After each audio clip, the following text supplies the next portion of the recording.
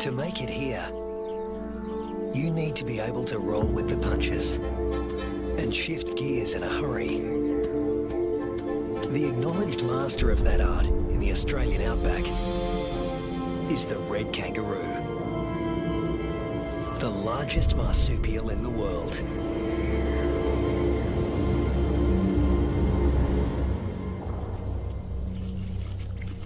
This female is pregnant. Red kangaroo females are almost always pregnant. They've evolved to adapt their reproductive systems to the unpredictable whims of the environment.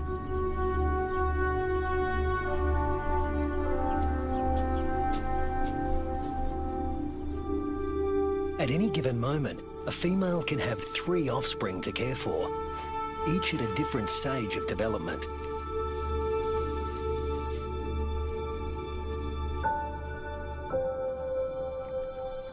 This is number 1, the peanut.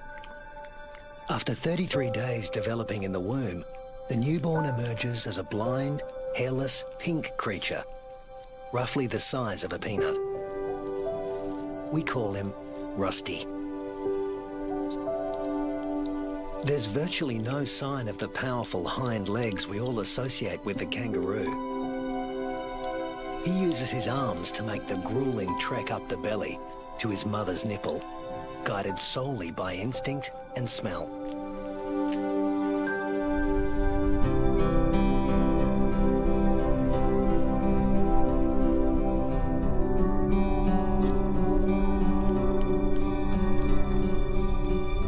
Almost immediately, the female goes into heat again, releasing hormones that stimulate ovulation. Once fertilized, the mother's endocrine system puts the development of this new embryo on hold. That's number 2. Its progress won't be kick-started again until the peanut reduces his suckling. Number 3 is the joey, who's spending some time suckling from outside the pouch and some out on his own in the big wide world.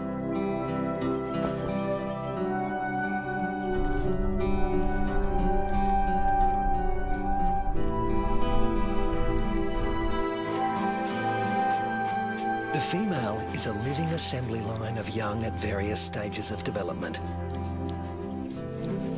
But when times are hard, the system has to be ruthless. She will cut off nutrition to the peanut in her pouch, and when it dies, she'll restart the embryo's development to take his place.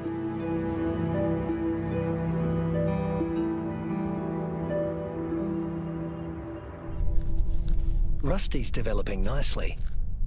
He's beginning to resemble something like a baby kangaroo.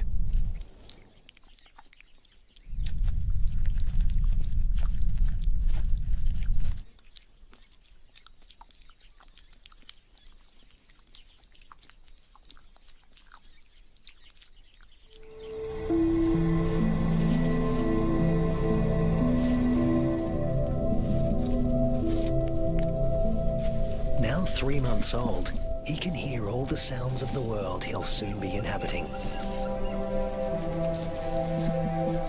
It's all so unfamiliar. It's not surprising he'd prefer to stay in the pouch for just a while longer.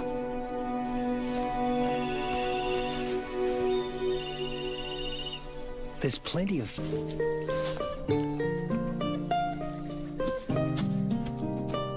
But Rusty's not the only one in the neighbourhood with a serious set of legs. An emu, the biggest native bird in Australia, announces his arrival.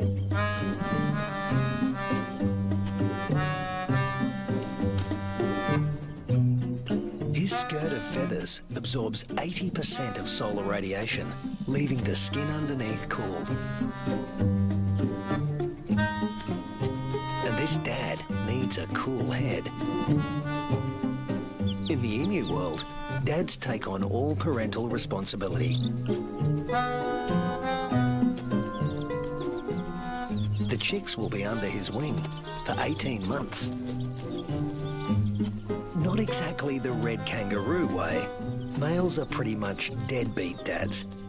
They leave as soon as the young are conceived. Rusty also still relies on his mother for food and protection, so he tends to stay close. But apparently he's also got an independent streak. Maybe there's even more fun out there. Soon he leaves the rest of the mob and is in uncharted territory. Not a good place for a baby kangaroo to be.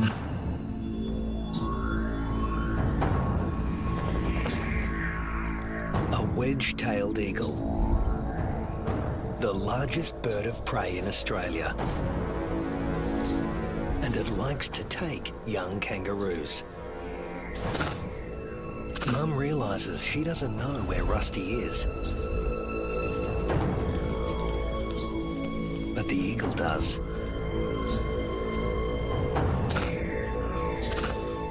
Rusty's big ears and instincts tell him something's not right, but he's too young and inexperienced to know what it is.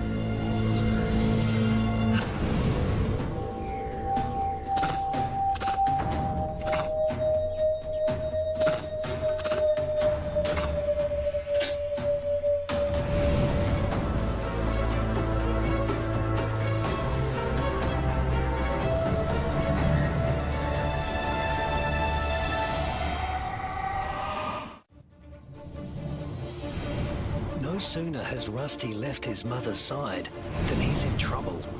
With the bone-crushing power of her talons, the eagle could seize Rusty and drag him to his death. But suddenly, there's a flurry of panicked activity nearby. A rabbit is running for its life.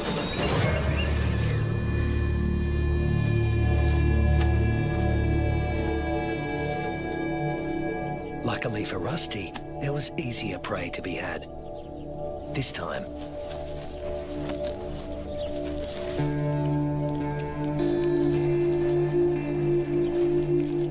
red kangaroos and wedge-tailed eagles share the same territory. And when the eagle has a chick to feed, the hunting never stops. More than 10% of the eagle's diet is kangaroo.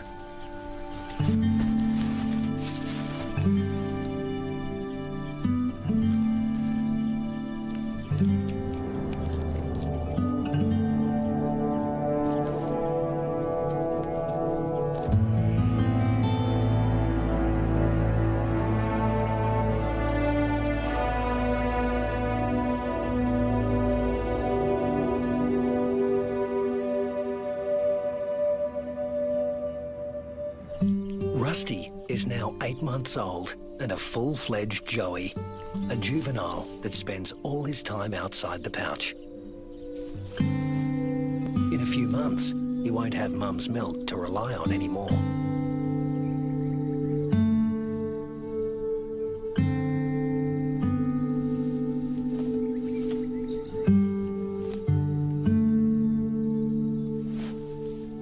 His mother will start tapering off his milk supply because there's another bun in the oven and it needs the nutrition. Mum's body now produces 2 totally different types of milk. A more dilute one for his tiny sister and a richer one for him. Each dispensed from its own nipple.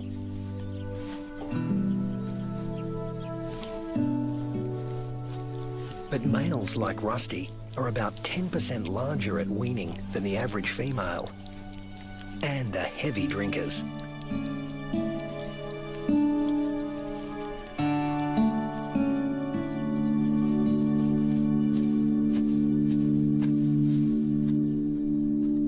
This is the kangaroo version of tough love. Rusty's mother cuts him off completely. Her milk is needed elsewhere. Rusty is off to explore his wider world.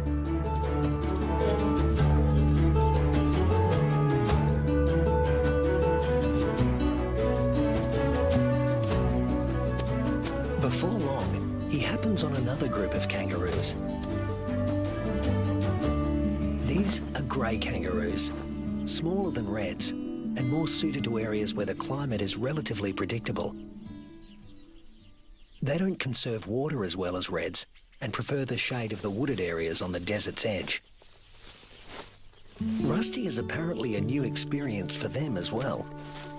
It's like a get-together with distant relatives you've heard of but never met. Slightly awkward.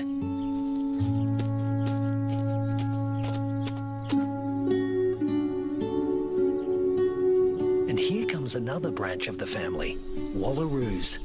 Marsupials somewhere between red kangaroos and wallabies in size, who frequent the rocky outcrops looking for shade and water.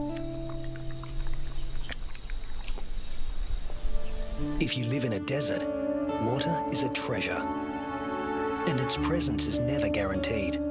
With no true seasons in this part of Australia, the only certainty is unpredictability. A waterhole is a gift from the heavens for many creatures. Emus, reds and wallaroos all gather to drink. But the relentless sun is turning the mud around the waterhole into clay, laying traps for the unwary.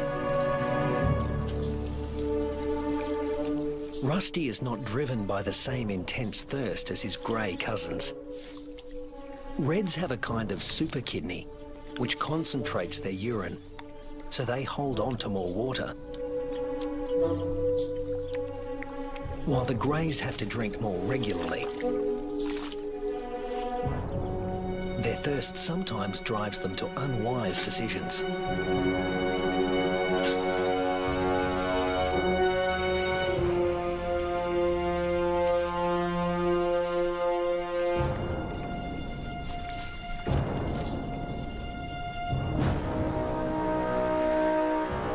This young grey is in trouble, deep trouble, and he's drawing some unwanted attention. A dingo. Dingoes will gladly take a young kangaroo under any circumstances. A joey stuck in the mud and unable to flee, that's just too good to resist. The other kangaroos can't help him. His fate is sealed. Even at the tender age of 18 months, Rusty has the good sense to get out of Dodge in a hurry. Now he's on the road again, in search of a good meal. He's still an adolescent and burning through energy at a faster rate than an adult.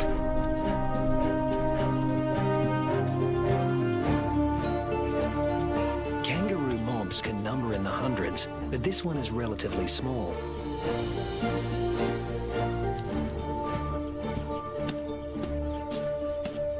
And Rusty's appearance on the scene has caught another male's attention. They're around the same size and the same age, perfect sparring buddies. Game on. But this isn't a life or death battle.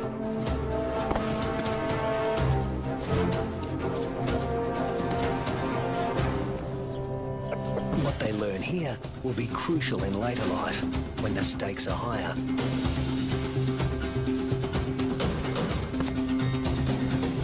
Long arms for wrestling win fights, and females want winners.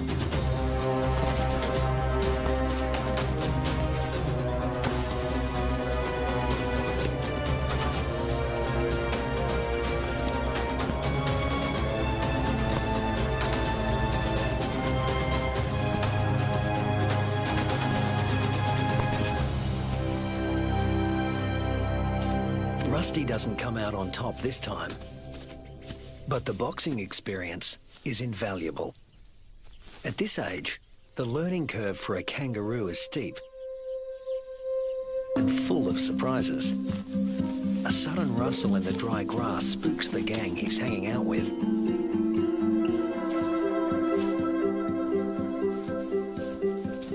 But Rusty's the curious type. a shingle-backed lizard. Heavily armoured and with a thick tail that looks a lot like its head. Thus its other name, the two-headed skink. Rusty wants to know what he's supposed to do with this. Make friends? Try to box with it? Eat it? The lizard doesn't seem suitable for any of these activities. And Rusty eventually gives up on the relationship.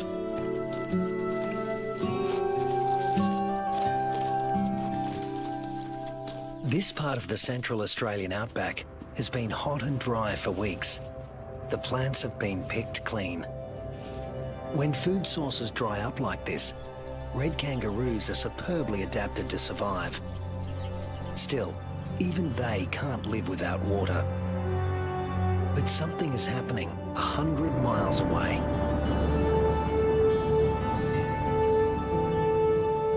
Where the sky has opened up and torrential rains are soaking the parched earth. These waters will end up in the Channel Country and be funneled inland hundreds of miles away from their origin. The channels are dry now, but because the region is low-lying, they won't be for long.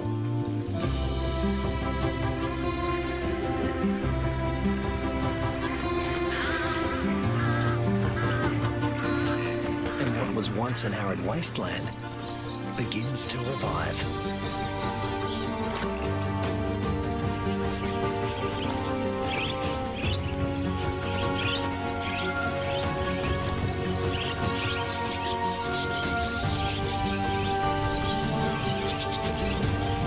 From the swirling flocks of budgerigars to the dingo mum and her pups, all are drawn to the life-giving waters.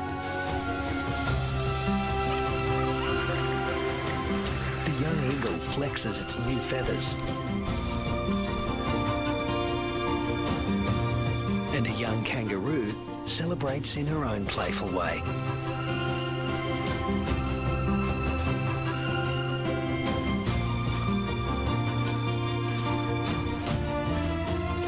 Emus are water guzzlers, and adults can drink up to 4 gallons a day.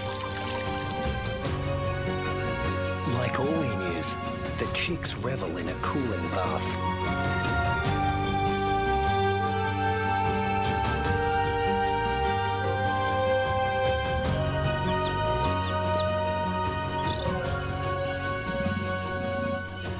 There are some 500,000 emus roaming around the outback, browsing on fruits and seeds.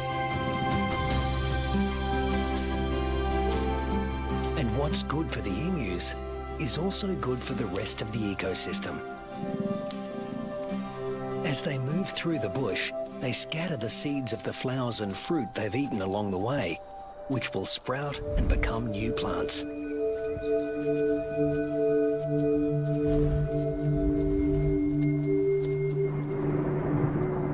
The weeks turn into months. Rusty. Red kangaroos are built to get where they want to go. Unfortunately, sometimes, especially when they're inexperienced, they get someplace they really don't want to be.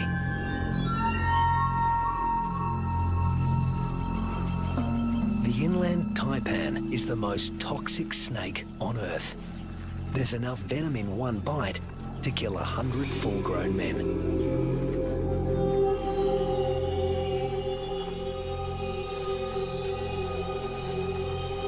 And it specialises in killing mammals. The Australian desert is the kingdom of the reptiles, but kangaroos know too well to leave all snakes alone.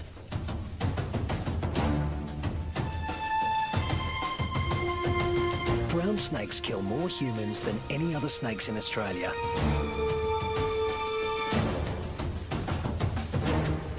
But it's not the biggest reptile in the neighbourhood. This is.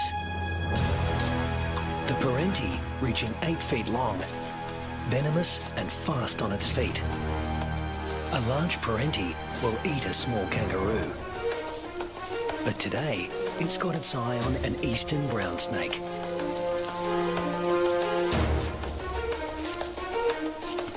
The forked tongue of the parenti follows the brown snake's chemical scent trail and leads him to an abandoned burrow. A burrow with only one entrance. With a parenti in the picture, a sanctuary can easily become a death trap.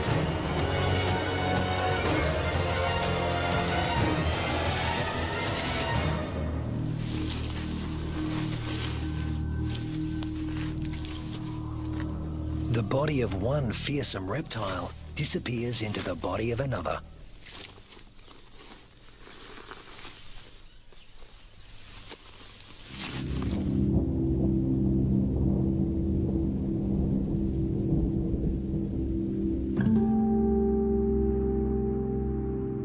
The months roll on, and Rusty has grown in both size and experience.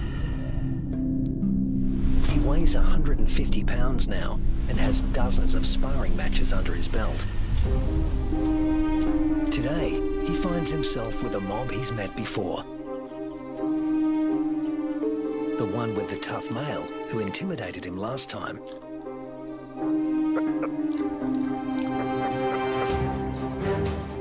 But that was 5 years ago, and Rusty's not running away this time. Each tries to attack his rival's head. Each instinctively keeps his own head back out of range. Although highly ritualized, fights between dominant males can mean a future as king or a loner, depending on the outcome. Testicles can be retracted. Don't want those damaged. Rusty, with the darker fur, is putting up a good fight, but the alpha male is more experienced.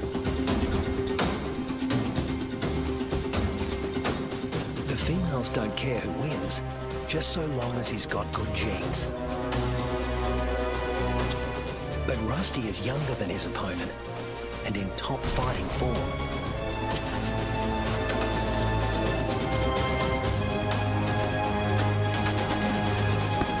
Finally, the king goes down. Now the mob is paying attention.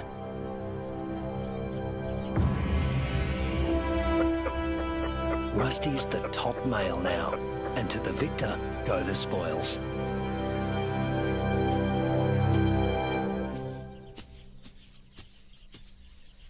His first choice is this female, though he needs to give her urine the sniff test to make sure she's ovulating.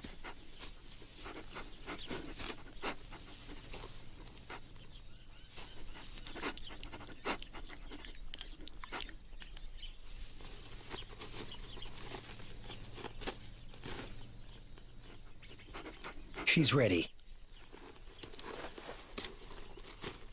But Rusty has only a brief window of opportunity. She may only be receptive for a matter of hours. Better get to it. Mating doesn't take long, or wouldn't if there were only one female to consider. But Rusty's got miles to go before he sleeps. He's King Kangaroo now, and in addition to regular mating duties, he'll have to fend off other young roos who'd like to knock him off his throne, just as he did his predecessor. But that's not all Rusty has to worry about. The temperature is soaring and the land is drying out. Evaporation is sucking the life out of everything, flora and fauna alike. You can never tell when the weather will change, only that it will. And that's the origin of some of the red kangaroo's most amazing adaptations. They're masters of heat regulation.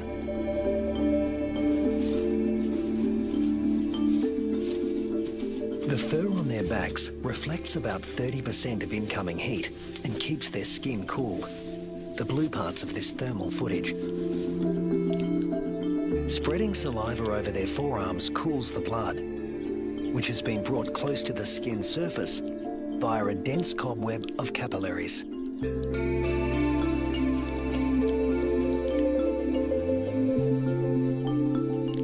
With temperatures simmering above 100 degrees for over a week, a third of the males have already become infertile. If these temperatures were to continue for 3 more months, the number would more than double. Reds defend their sperm by licking their scrotums to keep them cool. And in contrast to their battle strategy of retracting the scrotum, males let their testicles hang way down below their overheated trunks, keeping them about 7 degrees cooler than at their cores. The sand, even a few inches down, is cooler than at the surface. Red kangaroos dig until they reach cooler soil, and then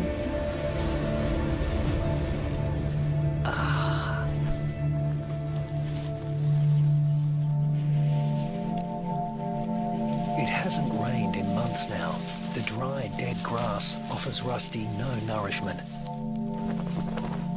But then,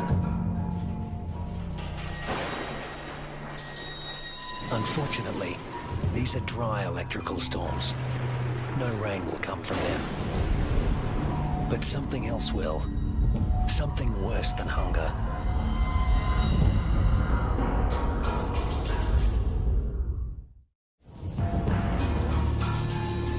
Lightning has ignited the dry grass of the outback. The kangaroos can easily outrun a grass fire. Almost 10% of arid Australia can burn like this in a single year. In a matter of hours, the fire consumes what little forage there is. Rusty has to move on. But there's really nowhere to go. Not this time. Parts of desert Australia are in the grip of a once-in-a-century drought, while heat waves smash temperature records.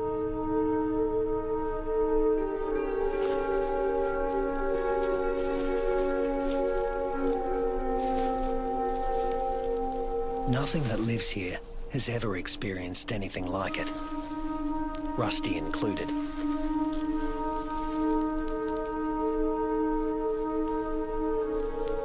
Some are suffering from severe malnutrition and dehydration. But if anyone can survive this, it's a red kangaroo.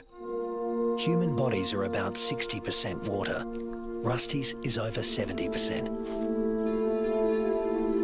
Even in a heat wave like this, he can survive levels of dehydration that would kill most humans.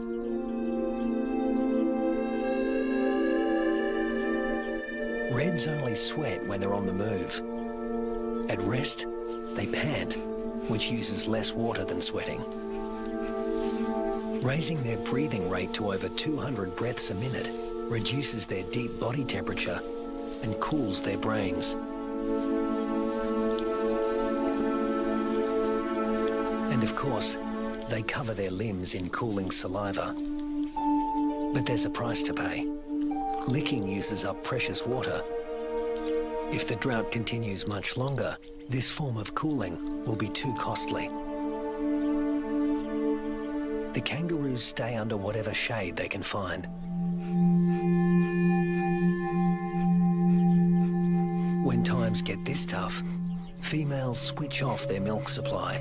Maternal instinct is strong, self-preservation is stronger. Unweaned offspring outside the pouch are the first to die, and the young in the pouches are next. As it dies, the female reactivates her waiting embryo, but if the drought persists, it too will die, and she will stop reproducing altogether. Even Rusty, one of the strongest, is in trouble. In these conditions, the males are the first to succumb, especially the largest, who, like Rusty, need more food.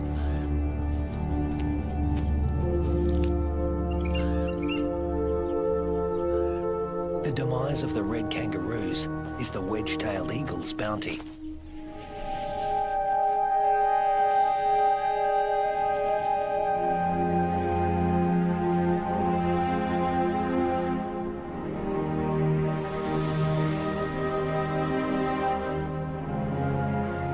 it's not just the kangaroos that are suffering. The drought is taking its toll everywhere. Predators turn on each other to protect a tiny piece of rancid meat.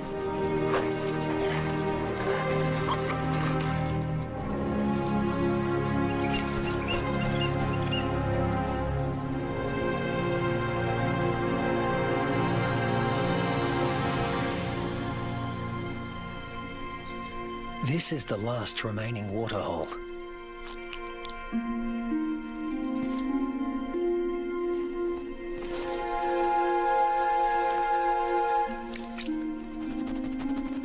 It's stagnant and salty. Ordinarily, the animals would never drink this water.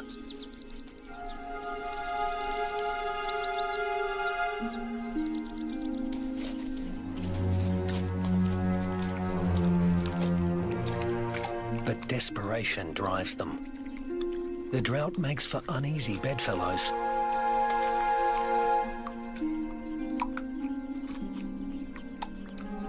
This is a sign of things to come. Heat waves in Australia are becoming hotter and more frequent.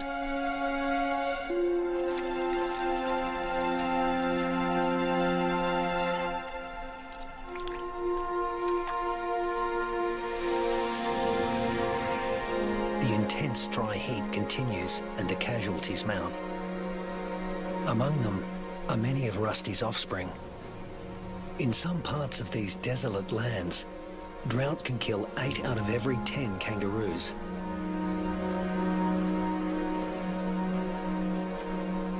But Australia's desert inhabitants are a resilient bunch.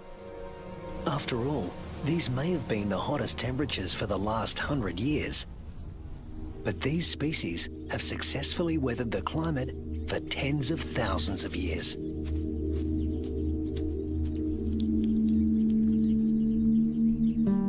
And Rusty is still here, conserving his energy and biding his time.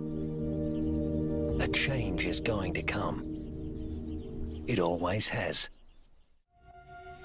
After 12 months of merciless drought, the landscape is dotted with the remains of those that couldn't hang on any longer.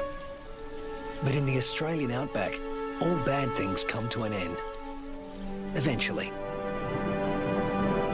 Thunderclouds are gathering in the distance. Rusty seems to sense a change in the weather. Somewhere there is rain, and where there is water, there will also soon be food. He just has to get there.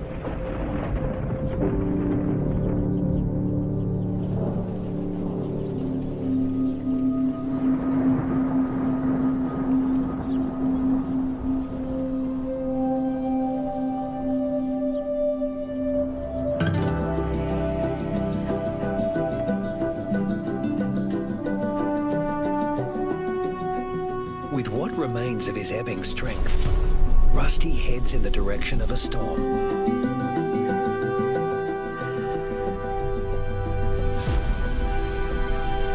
As do the other red kangaroos that have made it this far.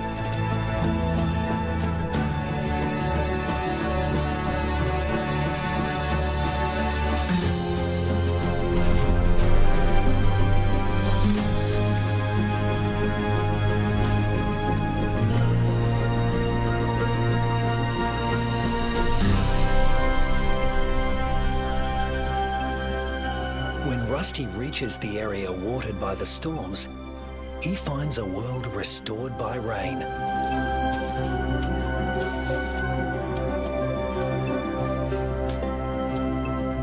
Plenty to eat, plenty to drink.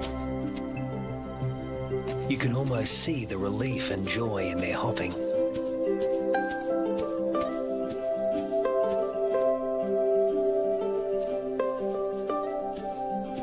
They will stay here and take in the nourishment.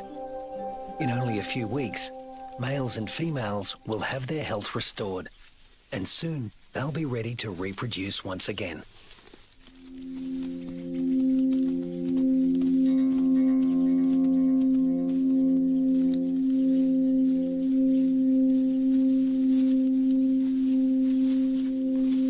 But before that can happen, they have to make it through this. A pack of hungry dingoes.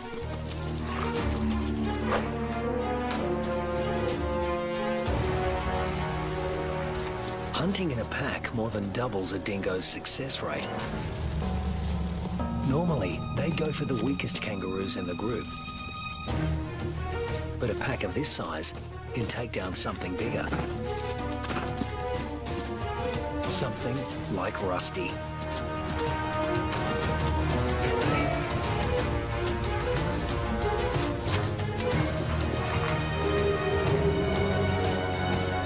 Luckily, his strength is completely restored, and he can travel at full tilt. Rusty doesn't accelerate by bounding faster, but by bounding further. He lengthens his leaps, at times covering 25 feet in a single bound. Once he gets past 10 miles an hour, Rusty rockets along with little extra effort, while the dingo's forelegs need to move ever faster. Now hitting 25 miles an hour, Rusty's only using about half of the energy the dogs are putting in. They have no chance of catching him.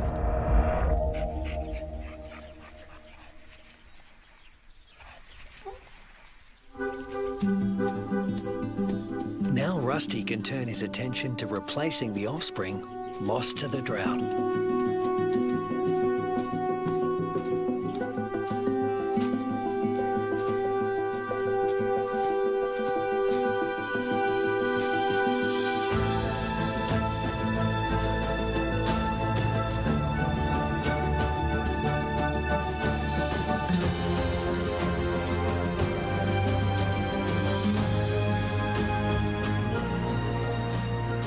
At 200 pounds, powerful, and in the prime of life, there's no question that he's the dominant male of this gang.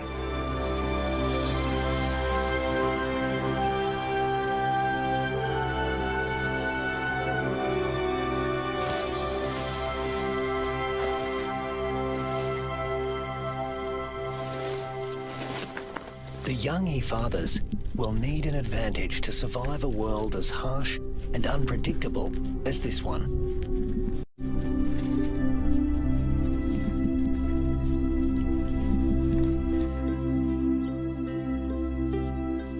What greater advantage could there be than to begin life as the progeny of the undisputed king of the red kangaroo mob?